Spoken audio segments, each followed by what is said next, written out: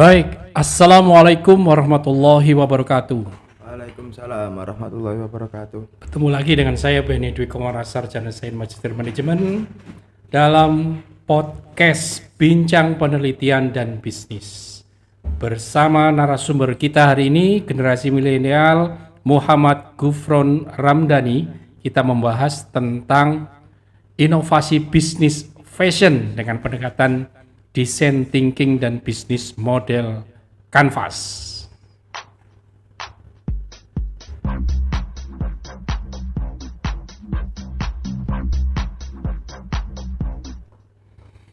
Baik, sebelumnya saya perkenalkan dulu, di depan kita sudah hadir Muhammad Gufron Ramdhani, atau di sesi 1 tadi kita sebut dengan Mas Dhani.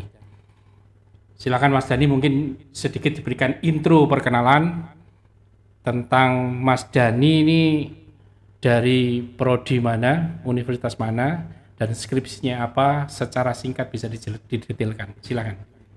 Assalamualaikum warahmatullahi wabarakatuh. Waalaikumsalam. Nama saya Muhammad Gufron Ramdhani, biasa dipanggil Dhani.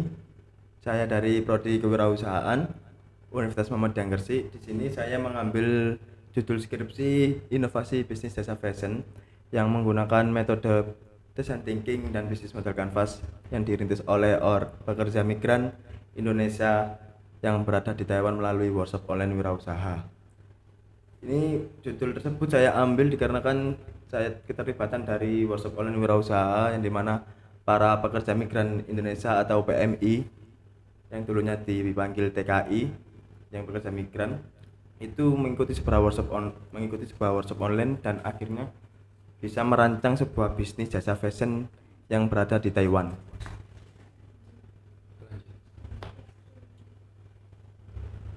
Ya.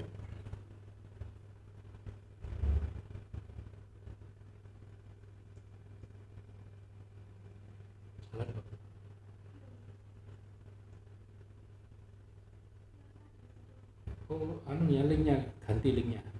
Kamu buka lagi YouTube baru.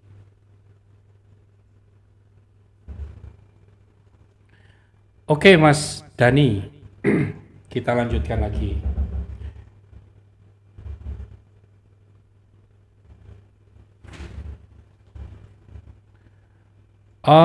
Mungkin Mas Dhani bisa cerita ya, latar belakang kenapa kok mengambil judul inovasi bisnis fashion dengan menggunakan metode design thinking dan menggunakan bisnis model kanvas, juga kenapa kok PMI yang dipilih, kenapa enggak UKM lokal, kan juga banyak.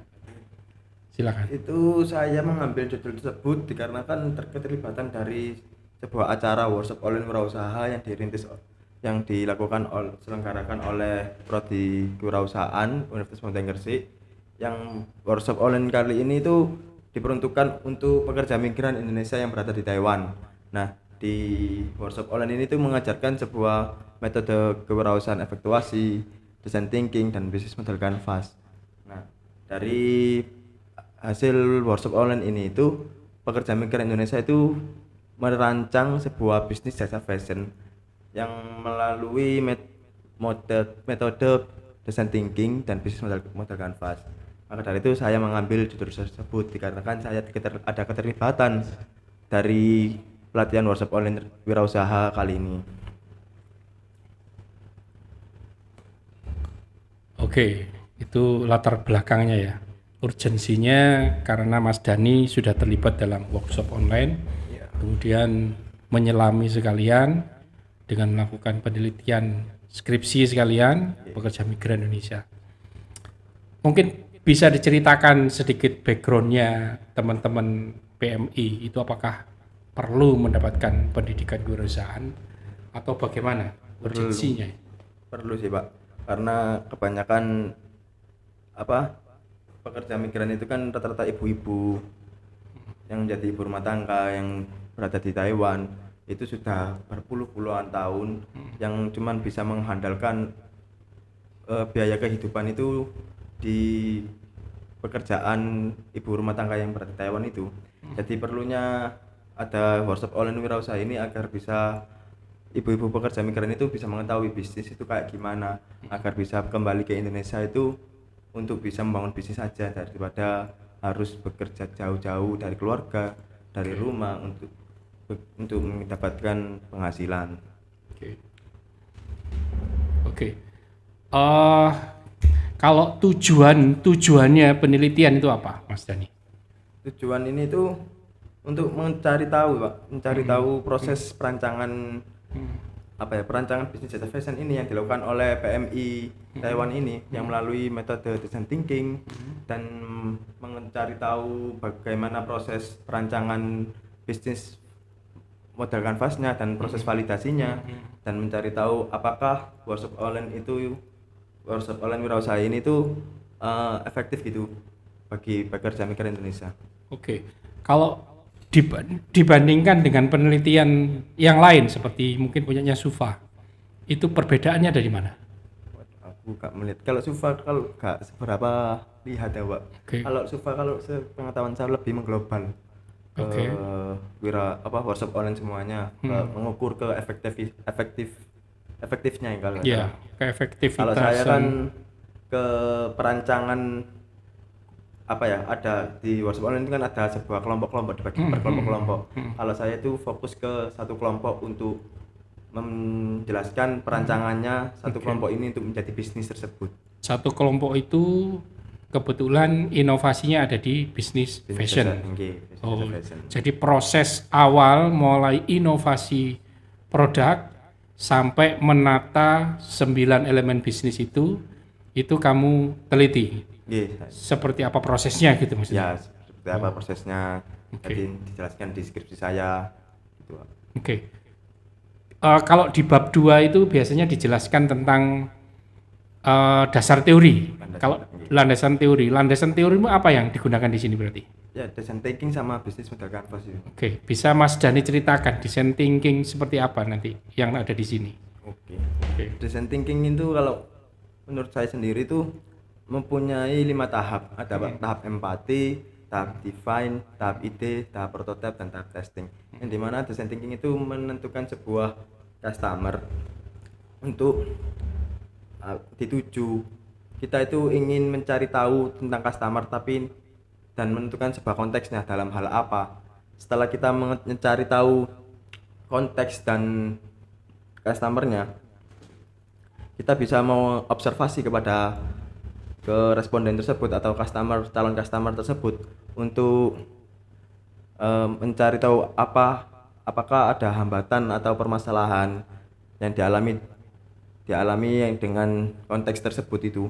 Setelah kita mendapatkan data tersebut, nanti akan dikerucutkan juga mana yang paling banyak dan akan dilakukan sebuah lighting demo dan ada crazy egg juga yang dimana kita harus mencari ide yang berupa menjadi solusi untuk menyelesaikan sebuah permasalahan atau hambatan bagi customer tersebut. Setelah kita mengetahui itu dan sudah menentukannya apa solusi tersebut, akan dilanjutkan kepada tahap prototype atau tahap barang yang belum jadi atau barang uji coba. Dan setelah kita mempunyai barang prototype tersebut, lalu kita kembali kepada customer yang sudah kita wawancarai untuk di testing apakah prototipe tersebut itu sudah menyelesaikan suatu hambatan atau permasalahan bagi customer dalam konteks tersebut ini. Gitu, Pak. Oke. Yang pertama adalah design thinking. Kemudian yang kedua ada bisnis model canvas. Apa itu bisnis model canvas? Kalau bisnis model canvas sendiri itu menggambarkan 9 elemen strategi yang dimana lebih rinci lagi dari design thinking. Yang di awalnya design thinking itu mencari tahu customernya saja, tapi kalau di bisnis model canvas ini itu mencari lebih detailnya lagi, lebih diperinci lagi customer yang mana yang akan dituju. Dan lagi itu ada di 9 gambar elemen itu bisa bisa kita itu menggambarkan strategi kita ke langkah depan gitu. Misal kita mau mitra ke siapa, partner kita, terus lalu gitu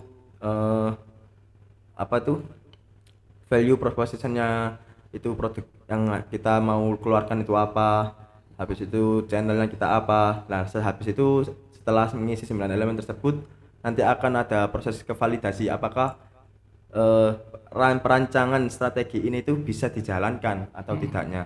Nah, nanti ada proses validasi kepada responden yang terkait itu yang akan dituju. Gitu. Oke.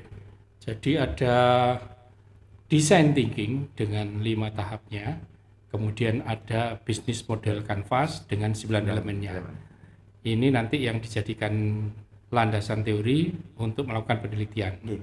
Oke, sekarang kita masuk ke metode penelitian. Mas Dani menggunakan apa metode penelitiannya? Metode kualitatif menggunakan pendekatan partisipasi action research. Ya, seperti apa itu? Itu pendekatan parnya, Pak. Ya, Itu pendekatan par itu menggunakan sebuah, kita itu tidak sekedar sebuah penelitian atau mengambil data. Kita sebagai penulis atau pencari data itu, kita itu ada kontribusi kepada subjek penelitian itu tersebut. Jadi dari subjek penelitian ini itu ada sebuah perancangan. Nah, kita itu ada kontribusinya, ikut andil berpartisipasi, ikut aksi juga untuk membantu. Nah, dengan itu kita mengambil data tersebut. oke. Kalau jumlah responden atau objek penelitian ada berapa yang digunakan dalam penelitian ini? Ada 1 pemateri, Mm-mm. 2 fasilitator, dan 10 pekerja migran, ya maaf, 9 pekerja migran Indonesia. Oke, jadi fokus ke satu grup itu ya? Ya, benar. Oke. Fokus ke satu grup. Terus kemudian analisa datanya menggunakan apa? Triangulasi. Ya, analisa data menggunakan Miles and Huberman juga sama Oh kayak. ya, pakai Miles and Huberman untuk Oke. data di display itu. Oke. Setelah itu di bab pembahasannya seperti apa? Proses Saya pembahasan. di bab pembahasan itu membahas proses dari awal proses design thinking sampai akhir, dan proses bisnis model canvas itu sampai ke tahap akhir validasi, dan juga membahas apakah workshop online itu efektif gitu bagi pekerja migran Indonesia. Oke. Mungkin bisa diceritakan untuk inovasi produk di bisnis fashion. Langkah-langkah empatinya bisa diceritakan mungkin sama Mas Dani. Hasilnya itu. Dari pertama itu proses empati sendiri itu menentukan customernya itu menentukan pekerja migran Indonesia yang berada di Taiwan itu pekerja migran Muslim. Nah, dalam konteksnya itu untuk memenuhi kebutuhan baju syar'i yang Oke. awalnya. Nah, dan di sana itu ada peluang atau alasan itu menjadi peluang, yaitu di pekerja migran ini itu banyak juga orangnya, 200.000 orang, dan rata-rata juga orang Muslim, namun di sana itu minim banget baju-baju syar'i, baju-baju Muslim di Taiwan. Nah, akhirnya dilakukan sebuah observasi, biasanya apa sih yang dilakukan teman-teman pekerja migran ini itu untuk mendapatkan sebuah baju syar'i ini. Nah, rata-rata itu kebanyakan itu dari hasil itu ternyata terdapat untuk mendapatkan baju syar'i ini itu mendapatkan secara online dari aplikasi Facebook, Instagram, Taiwan Shop, dan lain-lain. Nah, dilanjut apa permasalahan atau hambatan bagi customer untuk mendapatkan baju syar'i ini. Nah, saat didapatkan hasilnya itu kebanyakan bahwa tidak ada kesesuaian keterangan antara produk dengan food barang yang akan datang. Nah, setelah menentukan sebuah permasalahan tersebut, harapan yang diinginkan customer itu ingin mempunyai sebuah baju syar'i yang berkualitas dan sesuai dengan keinginan. Nah, dari tahap kedua itu adalah tahap define, di mana untuk menentukan sebuah permasalahan, dan dilanjut kepada tahap ide, di mana tahap ide ini sendiri itu menentukan bahwa kita itu harus menentukan sebuah solusi untuk menyelesaikan sebuah permasalahan atau hambatan bagi customer ini.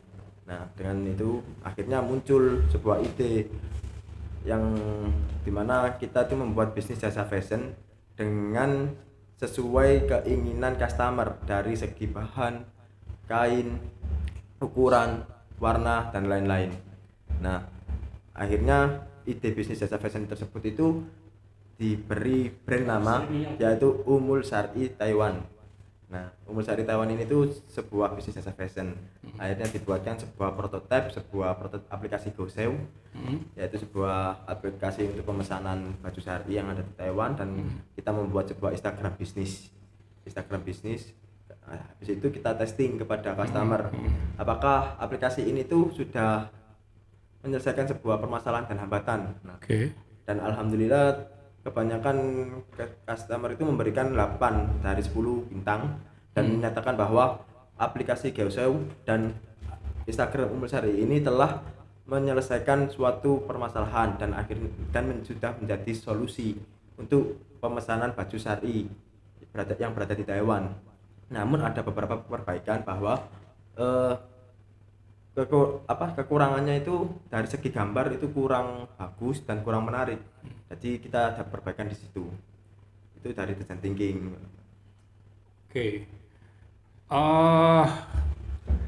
Artinya pada proses PAR tadi ya, partisipasi aktif research, kamu sebagai peneliti ikut serta bersama-sama objek penelitian 9 orang ini melakukan proses membuat sebuah bisnis yang diawali dengan design thinking tadi itu, mulai menentukan siapa target marketnya, kemudian memilih konteks apa yang mau dibantu, kemudian mendefinisikan siapa yang mau diwawancara dan observasi, itu maksudnya ya. Kemudian menemukan permasalahan. Permasalahan, kemudian mencarikan solusi, membuat prototipe produknya, kemudian prototipe itu diujikan lagi kepada customernya. Waduh, luar biasa. Itu benar-benar bisa dilakukan oleh teman-teman PMI. Ya, alhamdulillah teman-teman PMI ada antusias untuk belajar sebuah bisnis agar bisa pulang itu bisa mempunyai bekal untuk berbisnis di Indonesia. Keren. Begitu selesai produk inovasinya, dilanjut mereka merencanakan 9 elemen bisnis modelnya supaya keberlangsungan bisnisnya bisa berjalan. 9 elemen itu bisa didefinisikan oleh para PMI. Iya, bisa. Pertama itu dari 9 elemen itu menentukan customer. Yang awalnya menentukan pekerja migran muslim ya saja. Nah, dari 9 elemen ini tuh menentukan dari segi umur juga. Dari lebih perinci lagi. Calon customer siapa yang akan dituju. Lebih fokus lagi. Akhirnya dituju dari umur 20 sampai 60 tahun.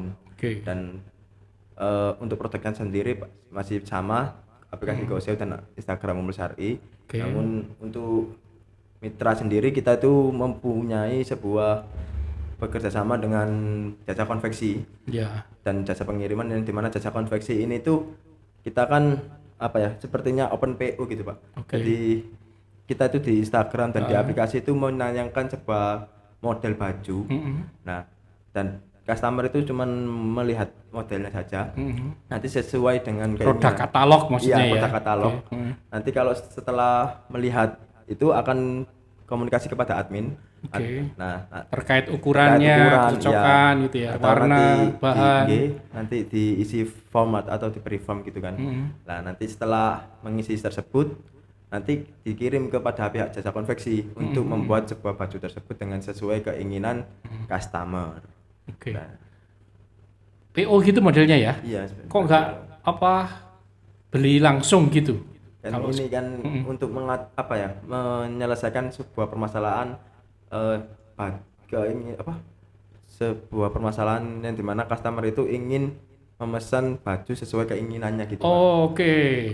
Mereka selama ini sudah beli secara online dengan barang ready stock, tapi mereka punya permasalahan dengan warna dan ukuran yang tidak sesuai. Ya, terkadang kan di deskripsi atau di brand-brandnya itu bagus-bagus di gambarnya, namun kenyataan di waktu datang itu beda. Oke. Jadi menarik ya, ini adalah sebuah solusi dari solusi online yang sudah ada. Ya, betul. Menarik sekali. Yang tadi kerjasama dengan konveksi itu di Taiwan sendiri atau di Indonesia? Itu di Indonesia Pak, karena di Taiwan sendiri memang belum ada. Inginnya sih kalau bisa di Taiwan. Lah namun di Taiwan sendiri itu belum ada apa ya relasi atau apa itu kerja untuk penjahit. Oke, Di belum Taiwan. menemukan Belum partner menemukan. penjahit Ya, konveksi benar. ya. Iya. Oke. Jadi kita ngevalidasi kepada 4 jasa konveksi yang berada di Indonesia. Oke, lain lagi ke depan kalau ada ternyata jasa konveksi yang ada di Indonesia, di Taiwan, Mungkin di Taiwan. kemungkinan di Taiwan yang dipakai. Atau mungkin yang dekat-dekat situ Cina mungkin ya, Ya mungkin. yang lebih visible dari sisi pengiriman Iya, kan atau lainnya. jauh juga Indonesia kalau Taiwan Cukup mahal. Pak, cukup mahal juga dari Oke. segi. Setelah didefinisikan kemudian ada kata-kata tes validasi atau dites. Ya, dites. Itu tujuannya apa Mas Dani? Untuk kan kita kan mempunyai mitra, kita mempunyai ada beberapa 9 elemen yang perlu dites untuk kepada pihak responden yang terkait, apakah bersedia atau apakah bersetuju. Contohnya seperti 4 jasa konveksi tadi, bahwa apakah kita itu mempunyai sebuah bisnis umul syar'i, ingin bekerja sama dengan para konveksi ini. Nah, kita jelaskan kepada para konveksi apakah bersedia untuk membuatkan sebuah baju dengan sesuai keinginan customer. Nah, dari situ itu alhamdulillahnya sudah divalidasi juga, dan 3 dari 1 itu ya 3 dari 4 itu bersedia, dan satunya itu belum siap untuk bertanggung jawab atas pembuatan baju tersebut. Akhirnya cuma 3 jasa konveksi yang akan dijadikan mitra. Nah, kalau semisal kita tidak ada proses validasinya, nanti di waktu kita berjalan nanti bingung juga, Oke. tidak ada kepastian gitu. Nah, Oke. itu Pak contohnya. Oke, saya paham. Kadang-kadang orang kalau diminta mendefinisikan 9 bisnis elemen itu mereka membuat sebaik-baiknya. Iya. Mau kerjasama dengan siapa? Dengan pemilik Gojek. Mungkin kita enak waktu membuatnya. Cuma pertanyaannya pemilik Gojek mau nggak kerjasama dengan kita? Siapa Perlu kita gitu ya? divalidasi lagi. Nah, itu perlu dilakukan validasi. Dan kemarin prosesnya validasinya berhasil ya?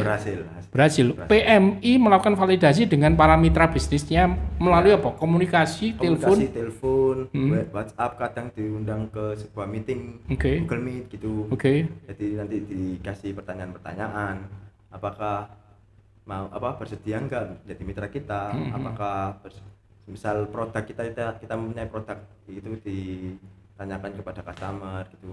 Oke. Alhamdulillah Dan PMI bisa melakukan itu Alhamdulillah, PMI di sela-sela kesibukannya sebagai apa ya, bekerja, ada yang menungguin ibu-ibu yang sudah tua itu ya, ibu sakit itu, di sela-sela itu mereka melakukan validasi. Iya, betul. Wah, luar biasa, itu pengalaman yang berharga sekali. Oke, berarti hasil akhirnya mungkin kita masuk ke kesimpulan bab 5 Mas Dani. Bisa diceritakan bab 5 isinya apa? Kesimpulan yang bisa diambil dari penelitian ini. Kesimpulan dari bab 5 sendiri itu saya akan menceritakan sebuah proses design thinking itu Pak, yang dimana menentukan sebuah customer pekerja migran Indonesia, habis itu menentukan dalam hal konteks untuk memenuhi baju syar'i bagi para pekerja migran yang ada di Taiwan, dan untuk menyelesaikan sebuah permasalahan tidak ada kesesuaian antara keterangan produk dengan barang yang datang, dan menciptakan sebuah ide di mana membuat sebuah pesanan dengan keinginan customer dari segi bahan, warna dan lain-lain, dan juga membuatkan sebuah prototipe aplikasi GoSale dan aplikasi Instagram bisnis umul syar'i, dan akhirnya di testing juga kepada responden bahwa aplikasi ini, solusi ini tuh sudah menjadi sudah menyelesaikan sebuah permasalahan bagi customer.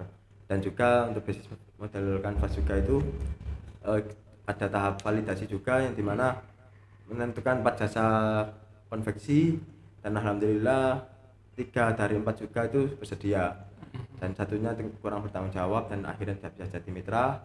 Dan ngevalidasi lagi kepada jasa pengiriman, ada 4 jasa pengiriman itu juga bersedia juga, yang dari untuk pengiriman Indonesia ke Taiwan itu sudah bersedia juga untuk menjadi mitra kita, dan juga ada lagi ngevalidasi kepada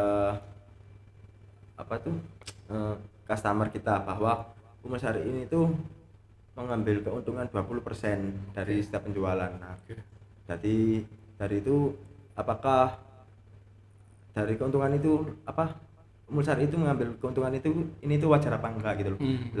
Customer itu dari kita ingin mencari tahu dari sudut pandang customer, dan kebanyakan dari customer 9 dari 9 itu bilang kalau memang sudah wajar kalau cuma 20% gitu. Akhirnya, dan yang terakhir itu mengukur keefektivitas workshop online, yang dimana para PMI juga kan sibuk-sibuk, ada yang bekerja menjaga nenek-nenek, ada yang menjadi ibu rumah tangga dan lain-lain, dan sempat menyempatkan untuk mengikuti pelatihan atau belajar kewirausahaan, ilmu bisnis itu. Nah, dari situ kita itu menggunakan sebuah aplikasi pendukung, yang dimana menggunakan aplikasi Zoom, aplikasi virtual itu untuk pertemuan tatap muka virtual gitu Pak.